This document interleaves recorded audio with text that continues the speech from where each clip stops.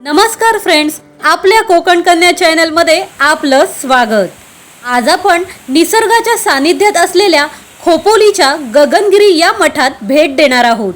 खोपोली स्टेशनला जाण्यासाठी आम्ही CST वरून ट्रेन पकडली। दादरवरून खोपोलीला जाण्यासाठी बऱ्याच ट्रेन असतात, परंतु दादरवरून ट्रेन पकडल्यास ती गर्दीमुळे तुम्हाला बसावयास मिळणार नाही आणि खोपोलीचा प्रवास लांबचा असल्याने अति गर्दीमुळे उभ्याने प्रवास करणे कठीण जाईल। खोपोली रेल्वे स्टेशन पासून गगनगिरी मठ वॉकिंग डिस्टन्सला 10 मिनिटाच्या अंतरावर आहे। निसर्गाचं सौंदर्य पाहता पाहता तुम्ही गगनगिरी मठात चालत जाणार असाल तर वाटेतच तुम्हाला सुंदर असे शंकराचे मंदिर दिसेल।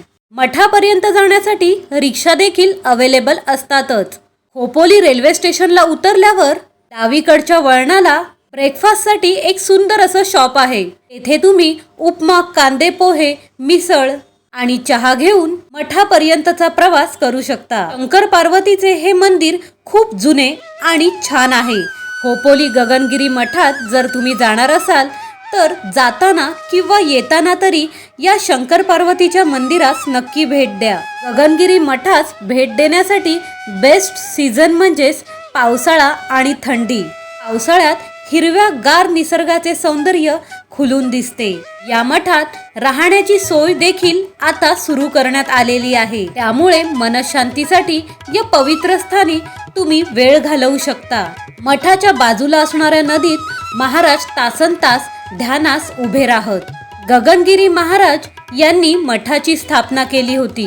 गगनगिरी महाराज हे एक प्रसिद्ध संत आणि योगी होते। त्यांनी अनेक वर्षापासून या मठात तपश्चर्या केली होती। गगनगिरी मठ ध्यान आणि योग करण्यासाठी एक उत्कृष्ट जागा आहे। हा मठ अनेक सामाजिक कार्यांमध्ये सक्रिय असतो। गगनगिरी महाराजांना नाथ संप्रदायाचे गुरु मानले जाते। त्यांच्या कार्यामुळे आणि विचारांनी अनेक लोकांना प्रेरणा मिळाली। श्रीपाद गणपतराव पाटणकर हे त्यांचे मूळ नाव। त्यांचा जन्म सातारा जिल्ह्यातील पाटण तालुक्यात असलेल्या मणदुरे या ग्रामी 1906 मध्ये झाला।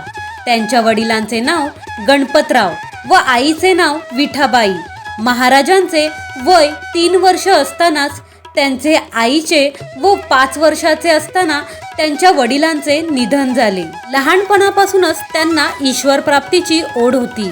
वयाच्या 6व्या वर्षी त्यांनी घर सोडले आणि सुरुवातीपासूनच ते नाथ संप्रदायाच्या संपर्कात आले। महाराजांनी अनेक वर्ष व्यसनमुक्तीसाठी प्रबोधन व मार्गदर्शन केले। निसर्गाबद्दल अत्यंत प्रेम असलेले महाराज नेहमी निसर्ग संवर्धन व संगोपनाचा उपदेश देत। स्वतः वृक्षारोपण, वृक्ष संवर्धन आदी उपक्रम करून स्वतः भक्तांपुढे निसर्ग संवर्धनासाठी आदर्श घालून देत। महाराजांची शिकवण नेहमी हेच सांगत की मानवाने निसर्गाचा आदर राखून त्याच्याशी समतोल साधत जीवन जगले पाहिजे। जगा आणि जगू द्या हा संदेश महाराजांनी कायम प्रसारित केला। निसर्गाच्या सानिध्यात असलेल्या गगनगिरी मठात तुम्हाला थंड आणि शांततेचा अनुभव येईल। डोंगर, नदी, गोमाता, लहान वासरे, बागडणारी माकडे आणि मंदिरातील प्रसन्नता हा सगळा नजराणा बघता बघता तुमचा वेळ कसा निघून जाईल हे तुम्हाला कळणारच नाही। मंदिरात दर्शन झाल्यावर भक्तांसाठी 1 वाजता महाप्रसाद असतो। मंदिराच्या वरच्या बाजूस एक गुफा आहे, ज्या मठात जाऊन तुम्हाला प्रत्यक्षात गगनगिरी महाराजांना भेट दिल्यासारखी वाटेल। त्या मठात गगनगिरी महाराज तपश्चर्या करीत। मठाच्या बाहेर आयुर्वेदिक औषधांचे दुकान आहे। तुम्हाला गरजेनुसार औषधे तुम्ही खरेदी करू शकता। मठात बऱ्याच अशा सुंदर सुंदर गोष्टी आहेत, पण परवानगी नसल्याने नियमांचे उल्लंघन न करता महत्त्वाच्या गोष्टी तुमच्यापर्यंत मांडता आल्या। आपल्या व्हिडिओतून मिळणारी माहिती बहुमोलाची वाटल्यास तुमच्या मित्रमैत्रिणींपर्यंत नक्की शेअर करा। Thank you so much.